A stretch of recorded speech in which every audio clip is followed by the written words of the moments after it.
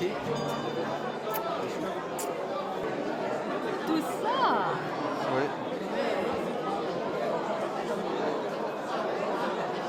Ah, Françoise Rémy, merci, ou plutôt grazie, pour le soutien dès les premiers instants de ce défi. C'est vrai? En plus, c'est là.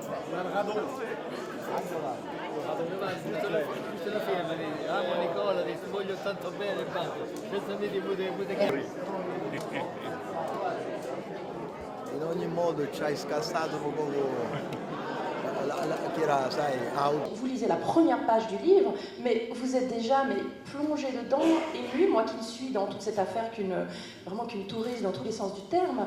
Voilà, le texte est un mélange impeccable d'émotions, de faits, donc d'enquête et de témoignages personnels. Quand on parle de pollution qui est invisible ou inodore, comment s'attaquer à ce genre de sujet?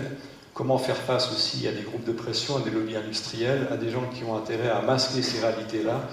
On a effectivement toutes les bases du journalisme d'investigation, mais cette fois-ci transposées sous forme de roman. J'ai vécu là-bas jusqu'à 19 ans, mais les décharges à ciel ouvert, il y en a eu toujours.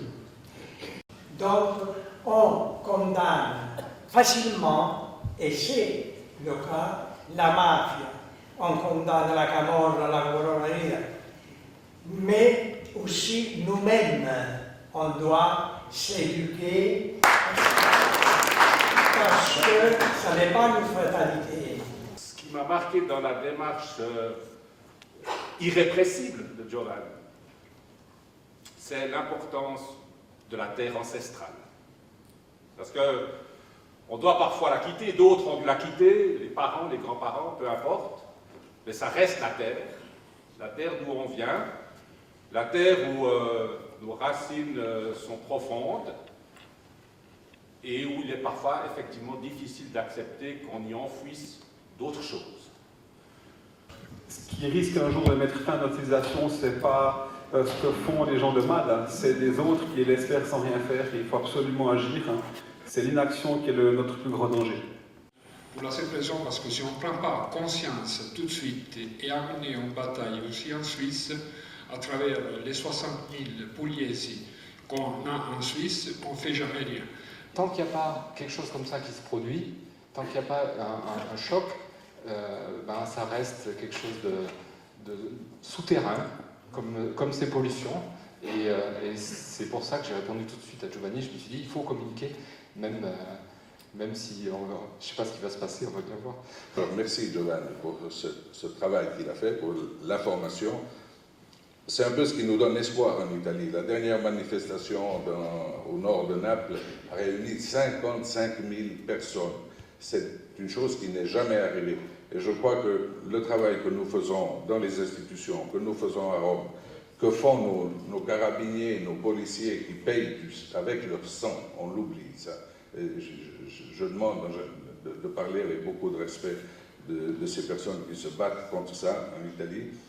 Eh bien, si on veut qu'il y ait une chance de succès, il faut que les manifestations de 55 000 personnes ou une soirée comme celle-ci se multiplient par 100 et par 1000. On n'est pas en train de dénigrer le Salento, on est en train de sauver ce territoire et de démontrer tout l'amour qu'on a pour ce territoire.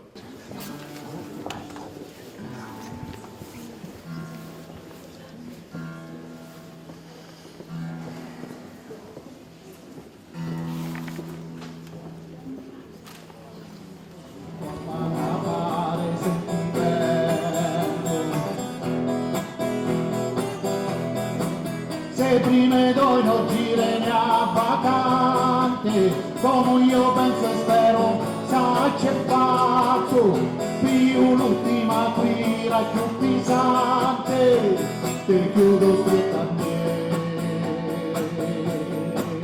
a capinazzo, ti chiudo stretta a me, a capinazzo. Chiudo stretta a me, a capiazzo.